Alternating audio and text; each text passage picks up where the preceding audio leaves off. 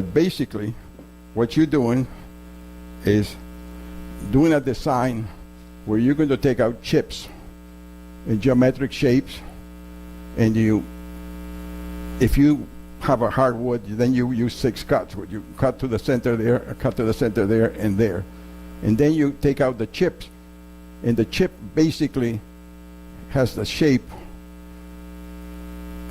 of this. So you made a insert, this chip came out of there, and now you have a hole, like these ones here you see in the. So that is all to it. You have to master the cutting out of chips, and once you have that, you can do all kinds of designs. So you can have a series, for example, of boxes in your design, and if you want to be really simple, you just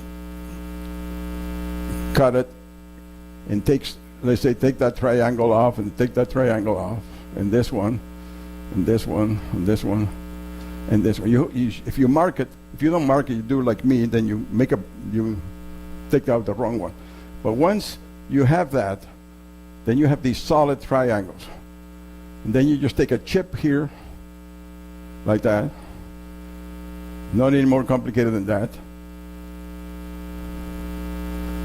And when you're going to end up with in your work, is you're going to end up, this is off, this is off, and this is off, and this is off. And then you're going to have here a little chip taken out. So right there you have a very simple design. So basically what you're doing is taking little chips of wood, and that comes out a design similar to this. Now you can use any geometric shape. You can take a circle. You can take a circle, for example. I know all of you, because you work in wood, you know geometry. So you take a circle, and then you divide the circle, in pieces like that.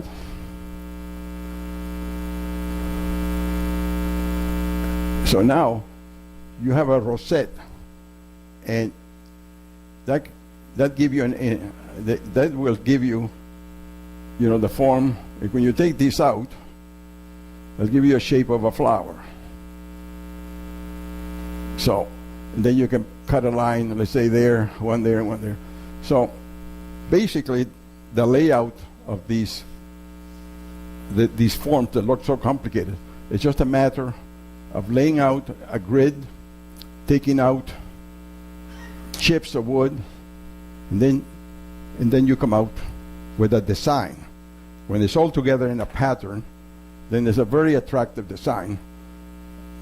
And that's all. The technique that you have to use for carving, you need a very sharp knife, and you need to hold the knife in a certain way so that when you're taking out these chips, you're going to roughly hold the knife at a 65-degree, and you either make 3 cuts to do it, or make straight ones in the middle, and that makes your chip to come out easier if it's hardwood or something.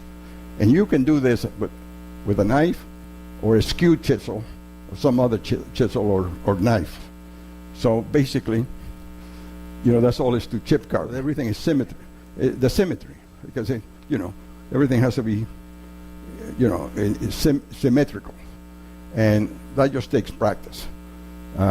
These other carvings here, these are relief carvings. This one, you have to take out. You have to put your picture in the wood, take out all the surrounding wood outside the picture, and then start shaping what is left over, which is the flower. And once you start shaping those, you have to visualize your flower, you have to visualize your leaves. In this case, the duck, you have to visualize, to get some dimension, the depth, like this wing is in front of this one. So you just carve it such a way that actually looks behind, or is behind. So that's why it's a little bit more complicated than chip carving, because you have to give shape and dimension and perspective. Now, for example, in this one here is very shallow relief, but I used chip carving. You can see the chip carving at the bottom and in the corners just to enhance the carving. So this design is very simple. You just take a circle or semicircle, divide it in sections, and take those sections out like wedges. You cut it out like wedges. And that's all is to it. But one question that I always get by people starting, the first question is not how you carve or how you lay it out, you know, lay out your patterns or whatever. The first question I always ask, how long does it take? Now, I know all you guys here are expert in something. And you know from your experience that before you were running, you were crawling on all fours, and then you were walking, and then you were running. And the same thing with any trade, or any carving or anything. So if anybody's interested, I brought some books, and I have some carvings. If you have any question, I'll be more than glad to answer the questions. I just want to remember that you can achieve some very nice decorative pieces with very little effort. It's not complicated like relief carving or anything like that. So I think you, being woodworkers, you'll be able to make trays, you'll be able to make boxes, bread boards, you know, you can make holders to hold napkins, and that sort of thing. And then you just have to enhance them with some chip carving. For example, in this one here was an old piece of a butternut. And a friend of mine cut it rough shape of a bird. And I did the carving. I got some pictures, and I carved it so that it has a semblance of a bird. But then you notice here in the base, they have these chips. There was two reasons for those chips, because there was a lot of empty space. And second, as you notice here in the middle is a nut. So that after I had it all done, this damn thing broke right there. So I couldn't get a spike long enough to go from the bottom. So I cut it up here someplace, put my spike, cement, you know, contact cement, and then I put it all back together, and then I have this miserable looking cut there in the middle. So I decided to hide it somehow by doing some simple chip carving. But I think it adds to it, you know. The chip carving adds to any work you do. And I've seen people doing furniture. You people are more familiar with that if you work in wood, furniture, cabinets, and doors in general. And they use very, very simple chip carving on these doors, and it doesn't have to be very complicated. You know, you can just make, for example, you can take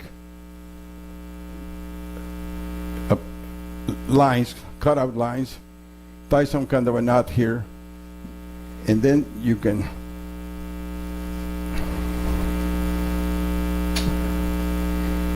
and that will give you a design for a panel. You just have to cut out this, that, the three section, and cut these out.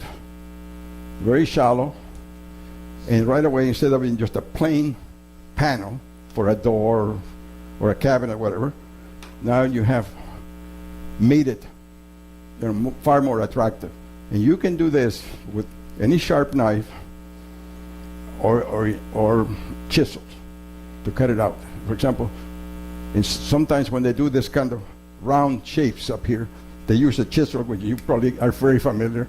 When you have the blade of the chisel here, and this is your handle, this part here is in an angle.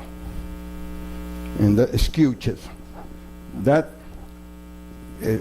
especially in Europe, when they do carving, they use that tool like a knife.